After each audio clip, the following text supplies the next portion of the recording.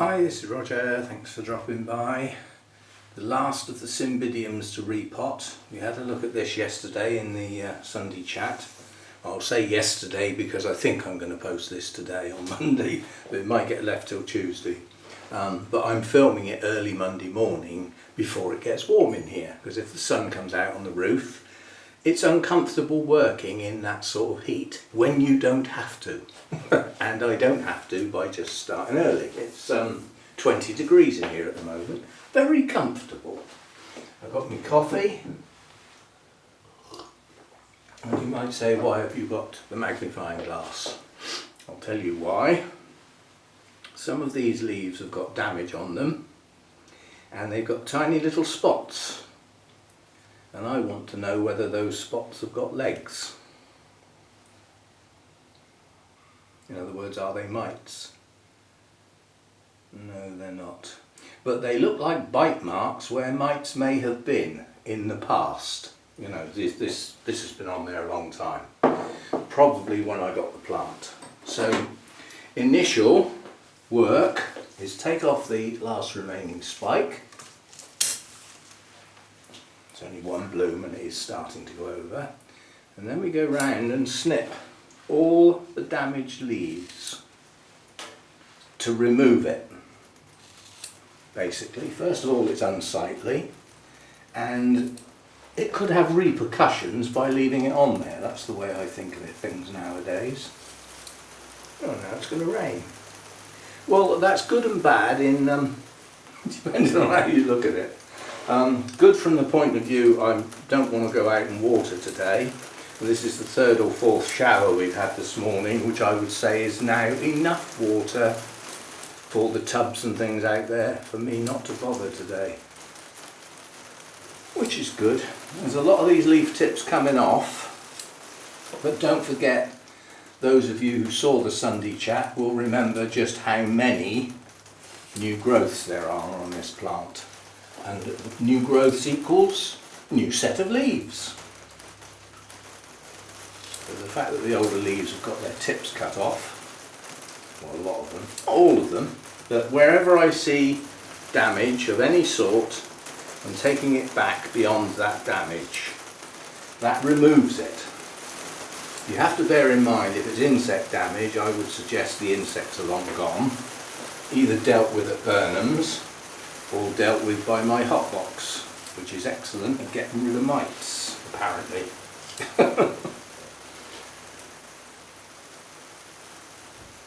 So as I said, this is a tidy up for aesthetic purposes, probably. But it could also be hacking away at something that would be better out of the plant. Just coming back beyond any visible signs. So any yellowy bits or brown dots, come back behind them. And that, I think, is it.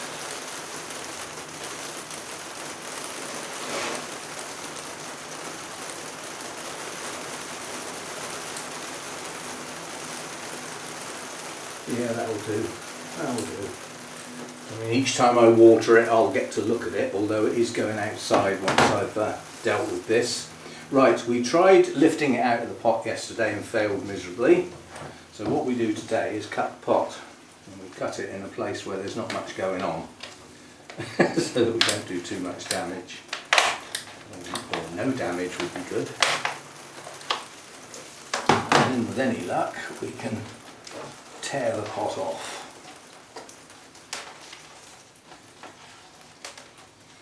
Well, that's what you call a root system, and to get all the media out would do quite a lot of damage. So what I tend to do is we sacrifice the roots at the base of the plant, we grab hold of the plant in a place where we're not going to break off new growths, and we tease away from the base of the plant upwards. But we have to get our fingers in amongst these roots at the base first before we can do this. As I said, if there's sacrificing, it's a branching root system, so if we sacrifice a few ends of roots, they're going to shoot out farther up anyway. This is also a method of finding out what it was put in originally. Looks like a mixture of sort of bark and peaty stuff. Well, what I'm going to do is, because I don't want to damage this root system, I'm just going to see if I can tease some roots out, which I think I'm going to fail miserably. And there's root tips near the base of these new growths just starting to grow, so those roots can come out over the top of the existing ones. Some of the existing ones will take advantage of some new media and branch out, but I don't think I'm going to be able to completely. I can see one gap just there. Gotcha. See that gap? Well, now I've got a gap, I can get in and we can get a lot more media out, and that will also tease these roots a little bit and encourage them perhaps to grow outwards. But I'm conscious of I'm handling this plant right where the new growths are, and even though I might not break them off, I could still be bruising them. So that's all I'm going to do, just tidy up the top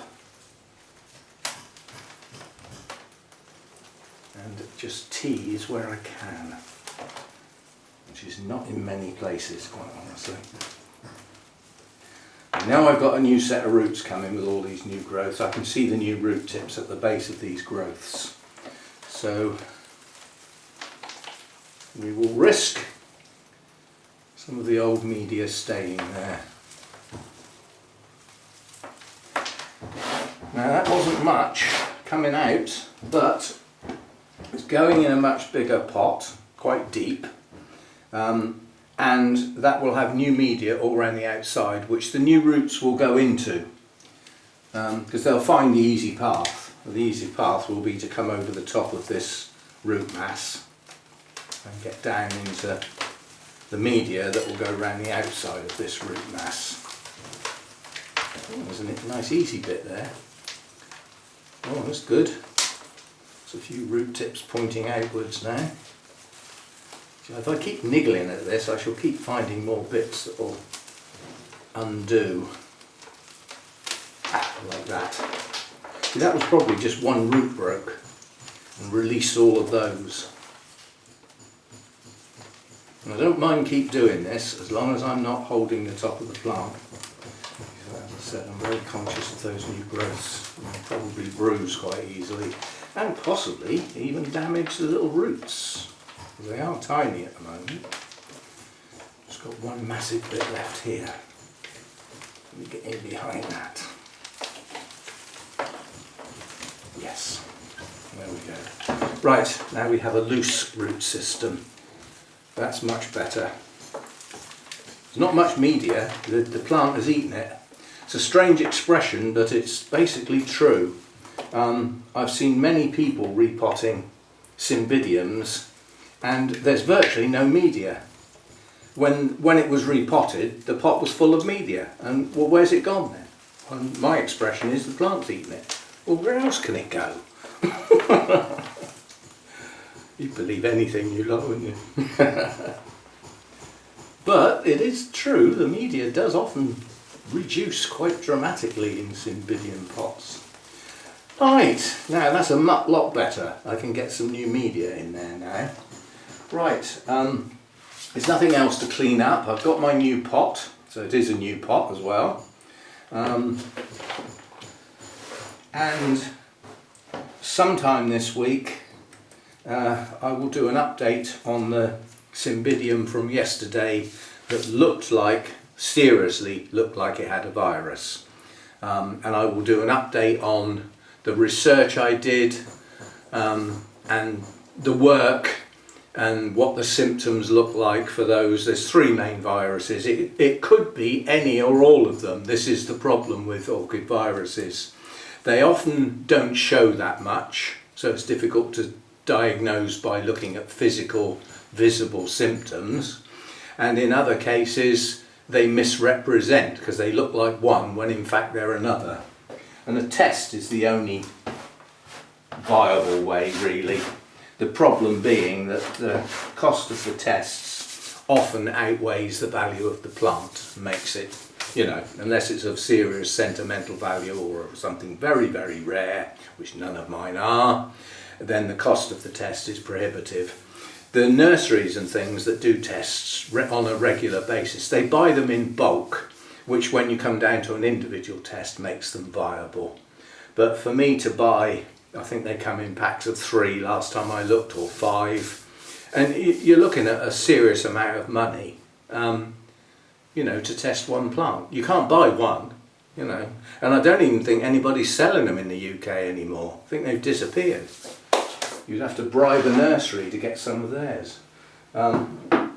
Anyway, just get rid of this little bit of mess. There's not much here. There's nothing really to clean up. It's just a matter of getting this old stuff out. Oh, it's little tiny specks of moss that have come off the top of there. And it's so dry, when I moved my hand, it was moving in the air. It looked like something actually flying when it was just, well, it was flying bits of moss. Anyway, we shall discard that. We don't reuse those anyway. Get some media sorted out. It will take quite a lot of media, but I'm going to put this quite deep in the pot. Mainly because Cymbidiums often end up pushing themselves up the pot. The roots are so strong and they literally get going so well that they actually lift the plant out the top of the pot. And I've repotted several that were in that position where the top of the plant is above. You can't water them, the water just runs off. So by starting it deeper, I get longer before it gets in that state. And quite honestly, a Cymbidium in some decent bark, you know, and decent media, shouldn't need repotting for a good couple of years, if not 3. So all I'm going to do here is, like I did with the others, we will get rid of chunky bits, leaving some of this fibrous stuff, although there's so little there it's hardly worth bothering with, just on the grounds that these are terrestrials. I'll be back with a mix to actually pot this up, and we'll get as much as we can in amongst those roots now that we've got some spaces. So they're good strong roots, they're not papery, these are all good roots. There's no point in trying to trim the roots, there's nothing really to trim. So we will run with the ones we've got. I'll be back. Okay, let's have a bit of fun. I'm only using bark, but I've got what's classed as medium, which I call medium large, of which there is a good inch and a half in the bottom of the pot. And then I've got some stuff that I bought a long time ago that's been sat in the background, and it's Orchid Focus, which I bought, where did I buy it? When did I buy it? I think I bought it last year at Malvern when I was almost out of bark, and I went to see Arthur on the Burnham stand and said, got any bark? And he said, we didn't bring much. And he said, we're short, we're waiting for a delivery back at the nursery, but he said, we've got Orchid Focus in a bag, it's a bit more expensive. And I said, yeah, it's not crap, is it? Like a lot of the bagged up stuff that you buy in garden centres. He said, no, it's actually pretty good stuff. We're using it until we get our new stuff in. So that's what this is. It's good hard bark. And it's between that and my small bark. It's in between the two.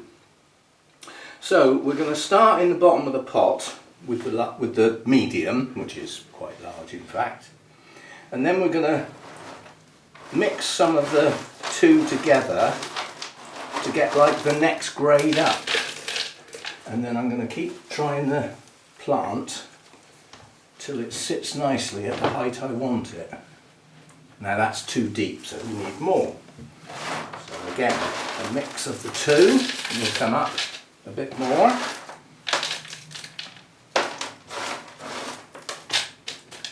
And we'll try again. How are we doing now?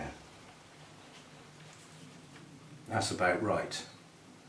Looks quite deep, doesn't it? But as I said, it will lift. The roots will push that up. So now we're getting up to the place where we'll be putting media into the roots. So we now stop using the medium and mix up some of the in between with the small. And we'll put some of that in there for the root tips to get into, but not a lot. And then I want the plant right in the middle of the pot. Now that's not normal, but let's see if we've got a... There is no part of this plant, apart from this little bit here where my thumb is, that hasn't got new growths coming out. So this bit can go towards the back, because it's got a new growth there, and then the next one's there. There's a little bit of a gap. So we'll start there. Give that a wiggle, and then push the plant back against it. I need some more of the medium.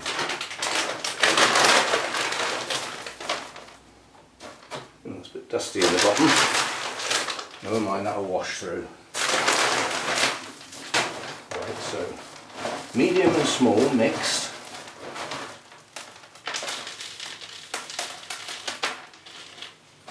And the sides, all the sides, not just one. No banging or mucking about yet, not until we've got it all in place. Otherwise it will move the plant. Right, now we do an awful lot of this. And it's dropped down there dramatically. So we add some more. What the tapping is doing is it's getting it to go in between the gaps, so we don't have lots of air gaps. And the fact that the level's dropping, it's working. Right, how are we doing? We're getting quite close to the top now, so we'll just use a little bit more of the mix. Oh, I can see a great big hole there. Let's see if we can fill that in. Big hole into the middle of the plant. I think that's got it. A little bit of air in the middle of the plant won't matter that much because the roots will head for the edge. They always do. And now we're up to the point where we're coming towards the top of the plant. Now I'm going to switch to small because this is where the new roots will come. And I'll have something nice and fine to get into.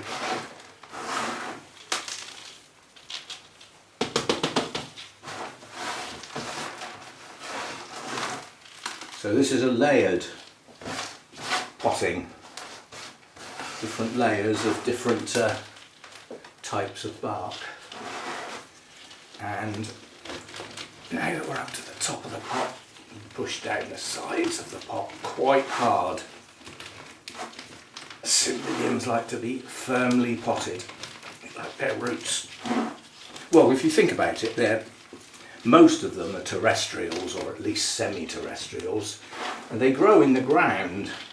And you know, most of us have done some gardening in our lives at some point, and once you get below the little manicured surface of the soil that you work on in your garden, it's pretty flipping firm stuff, isn't it, when you get down into it? Well, that's what these roots would be heading into. So, just checking the level. You don't want these growths sitting in wet bark. Remember, this is going outside. That's about right. I need a little bit more.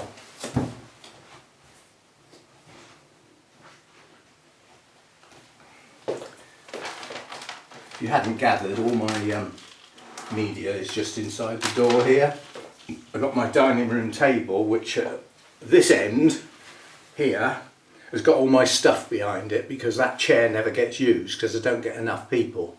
And then along the front and that end, which is where I sit to have my meals, you know, there's room for people to sit. So I keep all my junk just inside the door. Part of that was that in the winter time, I want my water at room temperature. And what I actually do is I put the water bottles, my containers, up against the radiator in there, so they're actually touching it.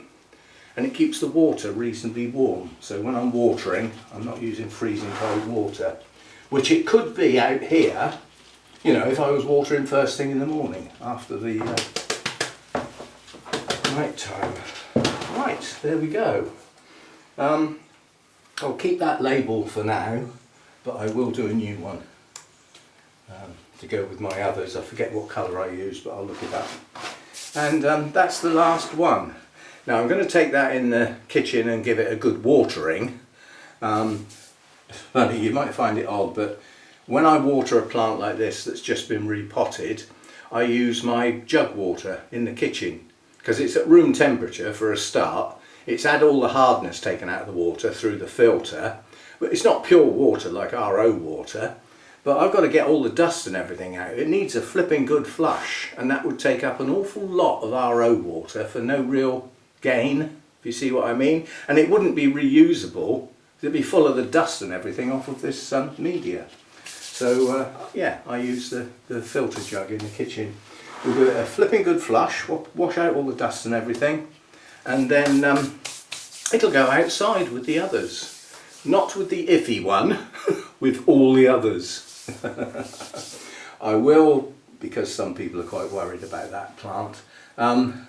If it is the virus that I think it is, it's transmitted through damaged tissues, through fluid and tissue touching. So it's things like unsterilised scissors where you cut one plant, get the juices on there and cut into another one, trim the roots on your second plant or anything like that. It's through damage it gets in. There are 3 main viruses. The other 2 can be spread a lot easier, and they can be spread by contact, and one of them is spread a lot of the time by biting insects. They harbour it and then they transmit between plants. So we've just got to hope that it's the one that's more difficult to transmit, and that virus tends to be transmitted by humans rather than anything else. I mean, you know, by our negligence basically. So we'll see how we go. And yeah, get that one outside with the others. It can spend some of the summertime. Nice bright light, mature these new growths, of which there are many. See, we did count them yesterday. There's one getting going quite well here, and then another 2 next to it, so that's 3. And coming round, we've got another 1, 2, 3 there, that's 6. And another one here is 7, and there's 2 in the middle of the plant. So yeah, 8, maybe 9 new growths on there. Let's hope they all bloom. But at the end of the maturing process, when all of these growths have grown and produced their bulbs, the bulbs are not huge on this plant, but if you look at the size of this bulb, for instance, and then imagine another 9 of those in that pot, the pot will be full. So although this looks far too big, in fact in a year's time it will probably look a bit crowded. So be it. Right, see you next time. Thanks for dropping by.